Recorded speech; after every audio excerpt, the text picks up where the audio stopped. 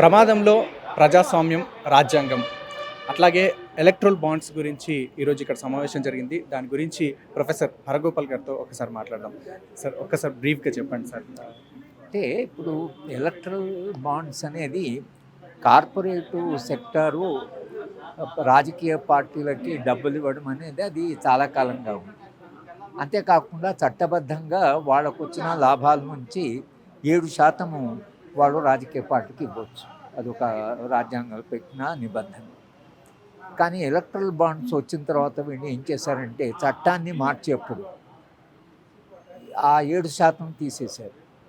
Income tax డిపార్ట్మెంట్ది అవి తీసేశారు. ఎందుకంటే ఈ బ్లాక్ మనీ వైట్ మనీ అవుతుంది కాబట్టి ఆ వైట్ మనీ మీద ట్యాక్స్ వేయచ్చు. కానీ ఆ ట్యాక్స్ లాను మార్చారు. తర్వాత అంటే వీళ్ళు కొన్ని చట్టాలను పీపుల్స్ రిప్రజెంటేషన్ యాక్ట్ మార్చారు. అంటే ఎలక్ట్రల్ బాండ్స్ తేవడానికి ఇన్ని చట్టాలను మార్చి ఇంత ప్రయాస ఎందుకు పడ్డారు అనేది ఒక సమస్య. అవి తీరా వచ్చిన తర్వాత ఇది సరే సుప్రీంకోర్టుకు వెళ్ళేదాకా భారతీయ జనతా పార్టీ లేదా మిగతా పార్టీలన్నీ కూడా వాళ్ళ స్థాయిని బట్టి వీళ్ళు డబ్బులు ఇచ్చారు. అధికారం ఉండే పార్టీకి ఎక్కిచ్చారు. అంటే దేశంలో 18 రాజకీయ పార్టీలు ఉన్న ఒక్క భారతీయ జనతా పార్టీగా 50% కంటే ఎలక్ట్రల్ బాండ్స్ ఎక్కిచ్చారు. మిగతా పార్టీలు కూడా రాష్ట్రంలో అధికారం ఉండేటువంటి పార్టీలు, అది టీఎంసీ కావచ్చు, ఇక్కడ బీఆర్ఎస్ఏ కావచ్చు, అటువంటి పార్టీలకు వాళ్ళు ఇచ్చారంటే ఏంటి, అధికారంలో ఉండేటువంటి పార్టీకి వీళ్ళు ఎలక్ట్రల్ బాండ్స్ పేరు మీద డబ్బులు ఇచ్చి తమ పేరు చెప్పకుండా, ఎవరికి ఇచ్చిందో చెప్పకుండా వాళ్ళు రాజకీయ వ్యవస్థను తమ ప్రయోజనాల కొరకను ఉపయోగించుకున్నారు. కానీ రాజ్యాంగం ప్రకారము అన్ని రాజకీయ పార్టీలకు ఎన్నికల సందర్భంలో సమానమైన అవకాశాలు, కాస్త సమానమైన వనరులు, అన్ని కార్పొరేట్స్ అందరి రాజకీయ పార్టీలకు కొంత డబ్బు అటు కాకుండా ఒకే రాజకీయ పార్టీ దగ్గర వనరులు ఎప్పుడైతే కేంద్రీకృతం అవుతాయో అవి ఎన్నికల్లో ఇవాళ డబ్బు ప్రాధాన్యత కూడా పెరిగింది కాబట్టి విపరీతమైన డబ్బు ఉన్న ఒక పార్టీ అసలే డబ్బు లేనటువంటి మిగతా పార్టీనప్పుడు సమాన అవకాశాలు ఇట్లు వస్తాయనేది రాజ్యాంగంలో రాసిన స్పిరిట్కు అది వ్యతిరేకం. రెండవది, మీరు బ్లాక్ మనీ వైట్ మనీ అవుతుందంటే బ్లాక్ మనీ ఉంటే బ్లాక్ మనీని కంట్రోల్ చేయాలి. కానీ మీరు మీ బ్లాక్ మనీని మాకిస్తే అది వైట్ మనీ అయిపోతున్నది. అది ఏమసలు అది ఎట్లా అది కరప్షన్కు వ్యతిరేకం అవుతుందో, అంటే పలానా వాడికి డబ్బులు ఇస్తే అది వైట్ మనీ అయిపోతుంది, పలానా వాడికి ఇస్తే అది బ్లాక్ మనీ. ఇది అసలు చట్టం ప్రకారం చెల్లదు, నైతికం కూడా కాదు కదా. మీరు మీ దగ్గర బ్లాక్ మనీ ఉంటే నాకు ఇస్తే అది వైట్ మనీ అయిపోతుంది అని అంటే అది నైతిక ప్రమాణానికి కూడా లొంగదు. భారతీయ జనతా పార్టీ నిజానికి మొదటి నుంచి కూడా వాళ్ళు జేపీ మూమెంట్ నుంచి తర్వాత వాళ్ళు కరప్షన్కు వ్యతిరేకంగానే ఆ రోజు ప్రభుత్వానికి, మన్మోహన్ సింగ్ ప్రభుత్వానికి వ్యతిరేకంగా వాళ్ళు పోరాటం చేసింది. ఈ దేశంలో ఉండే అవినీతిని నిర్మూలించాలని, స్విస్ బ్యాంకులో ఉండే డబ్బుల్ని భారతదేశానికి తీసుకురావాలని, బ్లాక్ మనీ లేనటువంటి ఎకానమీని చేయాలి అని ఒక వాగ్దానంతోనూ వాళ్ళు అధికారంలోకి వచ్చారు. వచ్చిన తర్వాత ఇంకా దేశంలో బ్లాక్ మనీ ఉందని డిమానిటైజేషన్ చేశారు. డిమానిటైజేషన్ తర్వాత మొత్తం బ్లాక్ మనీ పోయింది, అంతా బ్లాక్ మనీ అంతా వైట్ మనీ అయిపోయింది అని ఒక మాట అన్నారు. మళ్ళీ ఇవాళ చాలా బ్లాక్ మనీ ఉందని, ఈ ఎలక్ట్రల్ బాండ్స్ అనేది అన్కాన్స్టిట్యూషనల్, అది రాజ్యాంగ ప్రకారం చెల్లదని సుప్రీంకోర్టు అన్న తర్వాత, అవును సార్, దీని గురించి ఆమె నిర్మలా సీతారామన్ గారు మేము మళ్ళీ గెలిస్తే ఎలక్ట్రల్ బాండ్స్ మళ్ళీ అది రాజ్యాంగం వ్యతిరేకమన్న తర్వాత మళ్ళీ మేము దాన్ని తీసుకొస్తామని వెంటేస్తాం. తర్వాత ప్రధానమంత్రి ఏమంటాడంటే ఈ ఎలక్ట్రల్ బాండ్స్ స్కీము రద్దయిన తర్వాత బ్లాక్ మనీ మార్కెట్లో విపరీతంగా పెరిగింది అంటున్నాడు. ఎవరు ప్రధానమంత్రి అంటున్నాడు. అంటే మీ డిమానిటైజేషన్ ఏమైంది, మీరు అప్పుడు అవినీతికి వ్యతిరేకంగా పోరాటం చేయడం ఏమైంది, తర్వాత మీరు బ్లాక్ మనీ కంట్రోల్ చేయడం అనేది ఏమైంది, ఎలక్ట్రల్ బాండ్స్ పోయినంత మాత్రాన దేశంలో బ్లాక్ మనీ అది కంట్రోల్ చేయాలి. ప్రధానమంత్రికి ఎప్పుడైతే చాలా బ్లాక్ మనీ ఉందో మీ ఎన్ఫోర్స్మెంట్ డైరెక్టరేట్, మీ ఇన్కమ్ ట్యాక్స్ డిపార్ట్మెంట్ పని ఏంటి, అసలు దేశంలో ఉండే బ్లాక్ మనీ ఏదైతుందో దాన్ని పట్టుకోవాలి కదా. అక్కడ కాకుండా మీరు ఎవరో ఒక రాజకీయ నాయకుని పట్టుకొని, ఓ ఎమ్మెల్యేని పట్టుకొని, ఓ ముఖ్యమంత్రిని పట్టుకొని ఇది మీరు వాళ్ళని జైలు వేస్తున్నారు. కానీ బ్లాక్ మనీ సమాజంలో ఎవరైతే విపరీతంగా కలిగి ఉన్నారో వాళ్ళను ముట్టుకోకుండా, వాళ్ళు వీళ్ళకు మేము రాజకీయ పార్టీకి డబ్బులు ఇస్తామంటే వాళ్ళని ఏమాత్రం టచ్ చేయకూడదు. కంప్లీట్గా సిస్టమ్ను కరప్ట్ చేయడం కదా. అంటే అవినీతికి వ్యతిరేకంగా పోరాడినటువంటి ఒక రాజకీయ పార్టీ అంతిమంగా అవినీతిని దేశంలో ప్రోత్సహించేటువంటి ఒక రాజకీయాలని తీసుకురావడం అనేది అది ఈ దేశంలో పెద్ద విషాదం. ఎలక్ట్రల్ బాండ్స్ అనేది ఆ విధంగా ప్రజాస్వామ్య వ్యవస్థకి, ఎన్నికల రాజకీయాల యొక్క నియమాలకి, నీతికి అది వ్యతిరేకం. ఓకే సార్, ఇప్పుడు ఈ ఎలక్షన్ కమిషనర్ని కూడా సెలెక్ట్ చేసే పద్ధతిని కూడా ఈ జనరల్ ఎలక్షన్స్కి ముందు మార్చారు. దీన్ని ఎట్లా చూడొచ్చు? అదే నేను చెప్తున్నాను కదా, అంటే ఏమిటి అసలు ఇప్పుడు చీఫ్ జస్టిస్, మీకు ఎలక్షన్ కమిషన్ అంటే నిష్పక్షపాతంగా అన్ని రాజకీయ పార్టీలకు సమాన అవకాశాలు వచ్చేలాగా, అన్ని రాజకీయ పార్టీలకు ఒకటే ప్రమాణం కలిగి ఉండేట్టుగా చెప్పే, అది ఎంత నిష్పక్షపాతంగా ఉండాలంటే ఆ ముగ్గురు సభ్యులు మొత్తం దేశం యొక్క విశ్వాసాన్ని పొందాలి. అటువంటి సందర్భంలో ఆ ముగ్గురు సభ్యులను ఎన్నుకునే కమిటీ ఏదైతుందో దాంట్లో ప్రధానమంత్రి ఉంటాడు, అపోజిషన్ పార్టీ లీడర్ ఉంటాడు, చీఫ్ జస్టిస్ని ఎందుకు తీసేయాలి? చీఫ్ జస్టిస్ స్థానంలో ఆయన ఒక మంత్రిని తెచ్చుకున్నాడు. మంత్రి అంటే తమ మంత్రి, వాళ్ళిద్దరు ఏది చెప్తే అప్పుడు లీడర్ ఆఫ్ ది అపోజిషన్ చెప్పేదానికి వాల్యూ ఉండదు. అంటే మీకు తోచిన వాళ్ళని, మీకు దగ్గర ఉన్న వాళ్ళని మీరు ఎలక్షన్ కమిషన్ ఎందుకు వేసుకుంటున్నారు? ఎలక్షన్ కమిషన్ అంటే అందరికీ, మీరు రేపు మొన్న గెలిచినప్పుడు ఎలక్షన్ కమిషను ఆ రోజు అధికారం ఉండే పార్టీకి సహాయం చేస్తే మీరు ఎట్లా గెలిచేవాళ్ళు?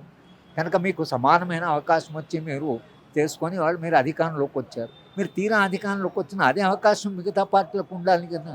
మీరు ఎలక్షన్ కమిషను నిజాయితీ ఉన్నందుకే మీరు గెలిచారు. లేకపోతే అప్పుడున్న పార్టీని ఎలక్షన్ కమిషన్ ఉపయోగించి చేస్తే ఈ భారతీయ జనతా పార్టీ అధికారంలోకి ఎలా వచ్చేది? కనుక నేను ఏంటంటే ఎలక్షన్ కమిషను అంటే you should not only be seen doing justice, అంటే you should not only do justice but should be seen to do justice అని. ఎలక్షన్ కమిషన్ నిష్పక్షపాతంగా కాకుండా నిష్పక్షపాతంగా ఉన్నది అనేటువంటి ఒక అభిప్రాయం ప్రజల్లో కలగాలి కదా. అట్లా ఎలక్షన్ కమిషన్లో చీఫ్ జస్టిస్ ఆ సెలక్షన్లో తీసేయడం వలన అది దాని ఇప్పుడు ముగ్గురున్న వాళ్ళు నిష్పక్షపాతమా, వాళ్ళు నిజాయితీ, అది క్వశ్చన్ కాదు. కానీ ఆ సెలక్షన్లోనే మీరు చీఫ్ జస్టిస్ని తీసేయడం వలన అనుమానం పడడానికి అవకాశం ఎక్కువ ఉంది.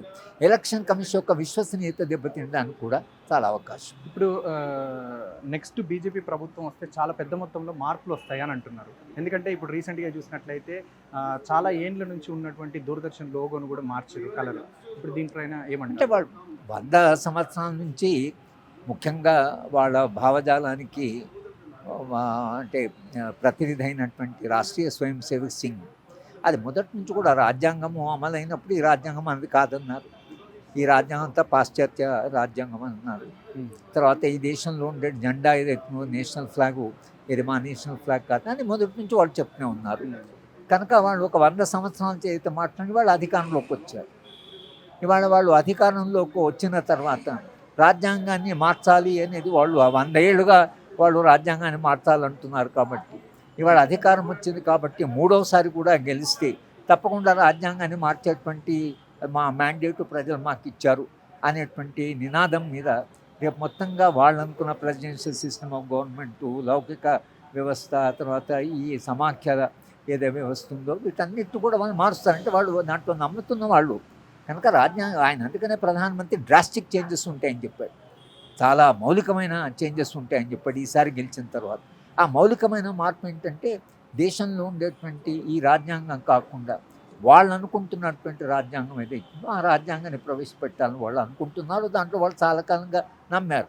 ఇక ఎన్నికల్లో గెలిచిన తర్వాత వాళ్ళు తప్పకుండా చెప్పారంటే ప్రజలు మేమేం చేసినా దానికి మ్యాండేట్ ఇచ్చారు కాబట్టి, ప్రజలు మా మీద ఇంకా విశ్వాసం ఉంది కాబట్టి, నేను చేసే పనులన్నీ ప్రజలు అంగీకరించారు కాబట్టి మేము ఇంకా కొన్ని పనులు చేస్తాం అని అనడానికి ప్రజల మ్యాండేట్ వచ్చిందని చెప్తారు. అప్పుడు తప్పకుండా కొన్ని మార్పులు తీసుకొస్తారు. ఎందుకంటే ఇప్పుడు ఆర్ఎస్ఎస్కి వచ్చేసి ఈ సైనిక్ స్కూల్స్కి సంబంధించి కూడా వాళ్ళు రన్ చేయడానికి అప్పచెప్తున్నారు. ఈ ప్రకారంగా కూడా దీన్ని అంటే వాళ్ళకు ఒక బలమైన భావజాలం ఉంది. మిగతా రాజకీయ పార్టీలకి, భారతీయ జనతా పార్టీ కానీ రాష్ట్రీయ వాళ్ళకు బలమైన భావజాలం ఉంది. దాంట్లో నమ్ముతున్నారు, దానికి పనిచేసే కార్యకర్తలు ఉన్నారు, రాత్రింబగళ్ళు పనిచేసే కార్యకర్తలు ఉన్నారు. కనుక ఒక 100 సంవత్సరాల నుంచి ఆ ఆలోచన మంచిదా కాదా అనేది అది ప్రజలు నిర్ణయించాలి. కానీ వాళ్ళు ఒక ఆలోచన ధారలో ఉన్నారు. వాళ్ళు ఆ విశ్వాసాలు వాళ్ళకు ఉన్నాయి. ఆ విశ్వాసాల మేరకు వాళ్ళు పనిచేస్తున్నారు. సమాజం దాని గురించి ఆలోచించి ఆ రాజకీయాలని మీరు అంగీకరిస్తారా లేదా అనేది అది సమాజం మీద ఆధారపడుతుంది. అక్కడ ఎన్నికల రాజకీయాల్లో ఇదంతా చర్చకు రావాలి, ఈ భావజాలం చర్చకు రావాలి.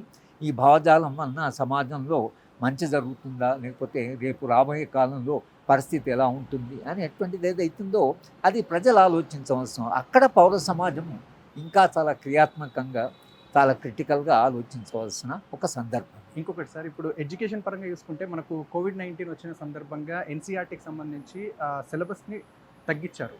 మళ్ళీ ఇప్పుడు సాధారణ పరిస్థితులు ఏర్పడ్డ తర్వాత అట్లాగే ఉండిపోయింది. దీన్ని కూడా ఎట్లా చూడొచ్చు? ఇంకా కొన్ని టాపిక్స్ కూడా ముఖ్యమైన అంశాలని తీసేశారు. ఇప్పుడు ఇవన్నీ భావజాల సమస్య. వాళ్ళకు ఒక భావజాలం ఉంది. ఈ దేశంలో ఉండే ఎడ్యుకేషన్ లిబరల్ ఎడ్యుకేషన్గా, ఉదారవాద ఎడ్యుకేషన్గా ఎవాల్వ్ అయింది కాంగ్రెస్ పార్టీ. ఇవాళ వాళ్ళ భావజాలం అనేది వాళ్ళకు ప్రధానం కాబట్టి ఈ విద్యా వ్యవస్థలో వాళ్ళు చాలా కాలంగా సరస్వతి శిశు మందిరం నడుపుతున్నారు, 30,000 స్కూళ్ళని నడుపుతున్నారు. వాళ్ళ భావజాలంతో కొంత ప్రభావం అయ్యేటువంటి స్కూళ్ళని నడుపుతున్నారు. ఆ స్కూళ్ళ గురించి ఎవరు ప్రశ్నించలేదు. వాళ్ళకి ఆ స్వేచ్ఛ ఉంది, వాళ్ళు నడుపుకున్నారు అనుకుంటున్నారు. ఇవాళ మెయిన్ స్ట్రీమ్ ఎడ్యుకేషన్ ఏదైతే వాళ్ళు నడిపే స్కూల్సే కాదు, మొత్తం మెయిన్ స్ట్రీమ్ ఎడ్యుకేషన్ కూడా వాళ్ళ భావజాల పరిధిలోకి తీసుకురావాలని మొత్తంగా కరికులం మార్చడం, పాఠాలను మార్చడం, చరిత్ర పాఠాలను మార్చడం, ఇది వాళ్ళ భావజాలంలో భాగంగా చేస్తున్నారు. సమాజం ఆలోచించాలి. ఈ భావజాలం ఏదైతుందో 100 సంవత్సరాల నుంచి ప్రజలు ఓట్లు వేయలేదు. కానీ ఈ భావజాలం అనేది సమాజం మీద దీర్ఘకాలికంలో దాని ప్రభావం ఏముంటుంది అనేది అది సమాజం నిర్ణయించాలి. వాళ్ళు కన్నా విశ్వాసంగా వాళ్ళ పనులు వాళ్ళు చేస్తున్నారు. కానీ సమాజానికి ఏం జరుగుతుంది? సమాజంకు పర్యవసానం ఏంటి? ప్రజాస్వామ్యానికి, రాజ్యాంగ విలువలకి ఏమవుతుంది? ఇప్పుడు ఉన్నటువంటి ఈ విలువలు విధ్వంసం అయితే రేపు సమాజం ఎలా ఉంటుంది అనేవి ఏవైతున్నాయో అదే సమాజం ఆలోచించాలి. సో ప్రొఫెసర్ హరగోపాల్ సార్, దీనికి సంబంధించి ఏంటంటే ప్రమాదంలో రాజ్యాంగము, అదేవిధంగా ఇప్పుడు మనకు రానున్న ఎలక్షన్లకు సంబంధించినటువంటి ఏవైతే ఉన్నాయో మూడోసారి గెలిచినట్లయితే పెద్ద మొత్తంలో కూడా రాజ్యాంగ పరంగా కానీ ఇంకా ఇతర అంశాలకు సంబంధించినటువంటివి కూడా బీజేపీ మార్పులు చేసే అవకాశం ఉంది. ఇదంతా కూడా ప్రజలు వాళ్ళకు సంబంధించి వాళ్ళు ఆలోచించాలి. వీళ్ళు వాళ్ళకు సంబంధించినటువంటి భావజాలను ఉద్దేశించి వాళ్ళు ముందుకెళ్తా ఉన్నారు. కానీ ఇదంతా కూడా ప్రజలు ఆలోచించి ఓటేయాలి అనే విధంగా తను చెప్తా ఉన్నారు. కెమెరామెన్ అనిల్తో సతీష్.